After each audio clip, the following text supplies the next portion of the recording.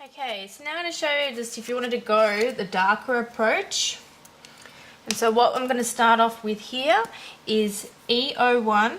I find it's a little bit dark for me, but you may like this.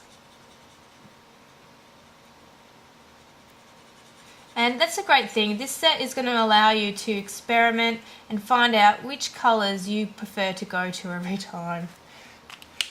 And then I'm going to bring in E11 just to give her some dimension.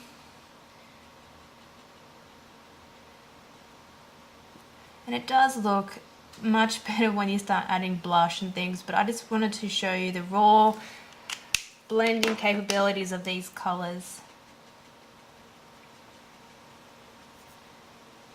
And the other thing too is with these colours, obviously each time you layer it down it's a little bit darker, even the same colour that you're using. So I'm not going to go over the centre because I don't want it to be any darker, but by going around the edges you can actually achieve some darkness. So if I show you, if I go back with E11, you'll see that this will get even darker again. So you can achieve different levels with just two colours and just going back over and over itself. Of course you have to be careful that you don't go too far and then you can't blend on the paper anymore. So I just want to mix that up there. And there you go. Okay, so next we've got E50. Like so. My base colour, I'm being very quick because I've only got 10 minutes. And then I'm going to bring in E01 for some cheeks, like so.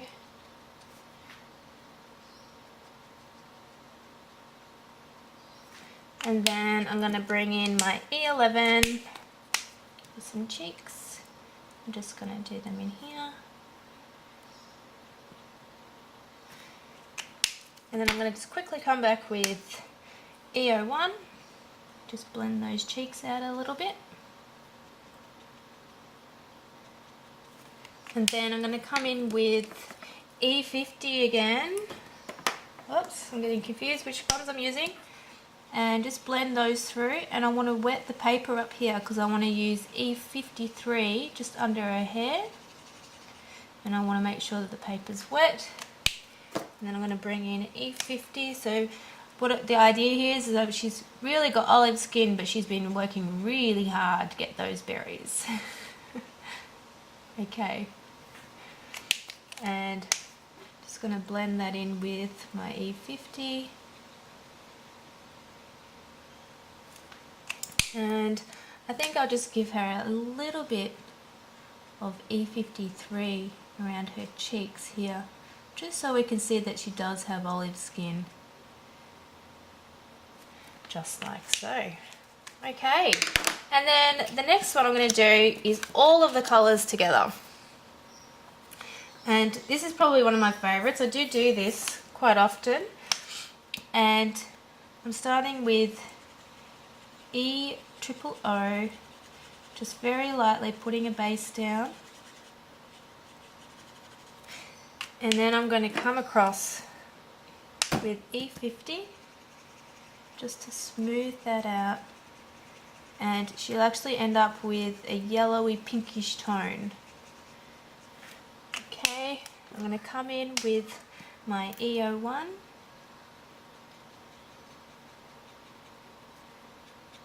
And we'll make her really dark on this side. Okay. So I'm going to bring in my E53 at this point. And whilst it's still wet, I'll do my big flicks. And you'll see that it sort of sits on the surface there, just enough before it sinks in. And then I'm going to bring my E11 over the top, and I'm going to come back with my E01